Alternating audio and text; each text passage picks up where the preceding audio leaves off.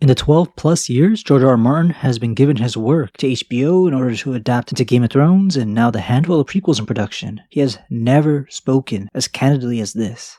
A blog post he published was so heated that he quickly decided to take it down, just to keep the business relationship going smooth. Because even after Game of Thrones' disastrous finale, Martin tried his best to keep things professional, as hard as that must have been for him. If I'm remembering correctly, he just felt guilty not delivering the final books in time for the showrunners to adapt. So instead of criticizing the ending like the rest of the world, he sided with the TV and books being two different entities. But his attitude took a wild 180 a few months ago. I've talked about it a lot, but to summarize, the moment Season 2 of House of Dragon aired, an article came out with Martin bashing showrunners who bastardized authors' work for the sole purpose of making it their own baby to show off. He didn't explicitly make any connections to House of the Dragon with this statement, but the timing made it obvious. Fast forward to September, he's leaving nothing up to interpretation. And now, HBO's very own CEO came out with a dumbass snarky remark. Martin isn't as heavily involved in House of the Dragon as he was early into Game of Thrones, but he doesn't have to be. The story they're adapting has been completed for a very long time now. And for reasons I'll get into in a bit, the prequel still decided to make major changes to his work. In his deleted blog post titled "Beware the Butterflies," Martin writes, "Back in July, I promised you some further thoughts about Blood and Cheese and Maelor the Missing. After my commentary on the first two episodes of House of the Dragon, Season 2, A Son for a Son, and Rhaenyra the Cruel. Those were terrific episodes, well written, well directed, powerfully acted. A great way to kick off the new season. Fans and critics alike seem to agree. There was only one aspect of the episodes that drew significant criticism, the handling of Blood and Cheese, and the death of Prince Jaehaerys. From the commentary I saw online, opinion was split there. The readers of Fire and Blood found the sequence underwhelming, a disappointment watered down from what they were expecting. Viewers who had not read the book had no such problems. Most of them found the sequence a real gut punch, tragic, horrifying, nightmarish, etc. Some reported being reduced to tears. I found myself agreeing with both sides. So George Martin nails it here. The Blood and Cheese scene was objectively less impactful in House of the Dragon compared to the source material. Martin never delves into the rumors about severe budget issues plaguing Season 2 and being forced to strip 2 episodes, but he does go on to say, "In my book, Aegon and Helena have 3 children, not 2.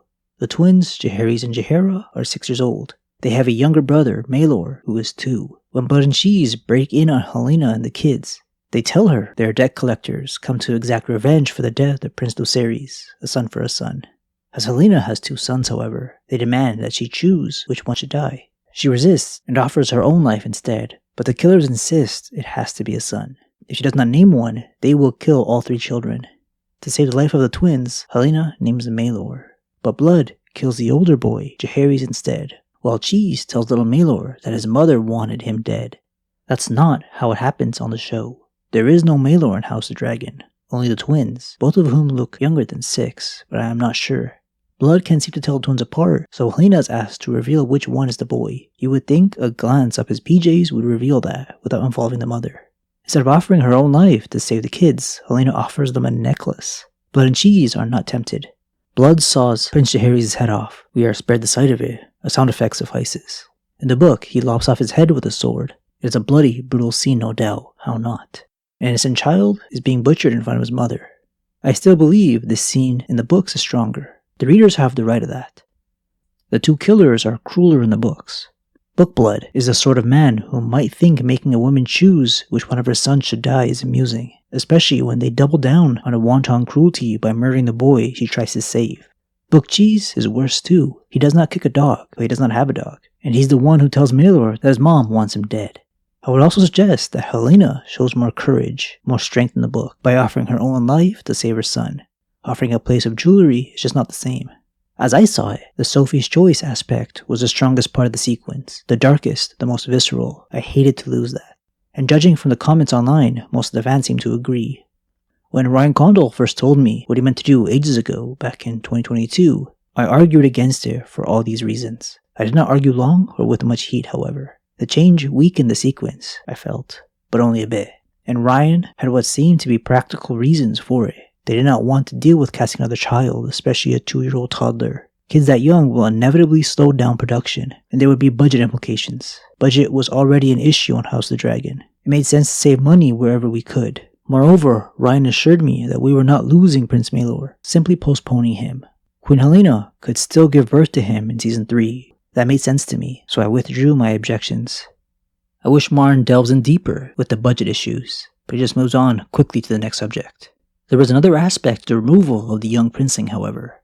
Those of you who hate spoilers should stop reading here. Spoilers will follow, at least for the readers among you.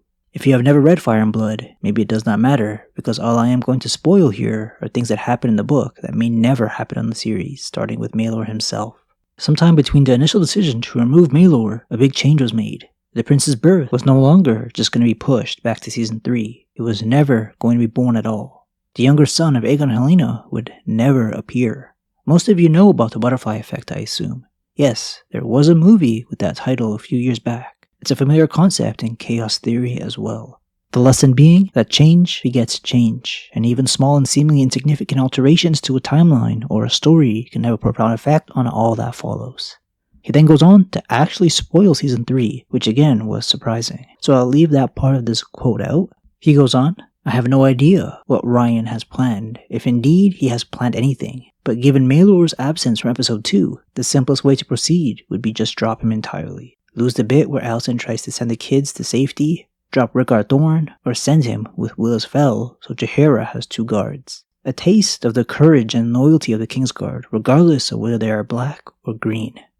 The butterflies are not done with us yet, however, and the final butterfly follows soon after. None of that is essential, I suppose, but all of it does serve a purpose. It all helps to tie the story together. So one thing follows another in a logical and convincing manner. What will we offer the fans instead once we've killed these butterflies? I have no idea.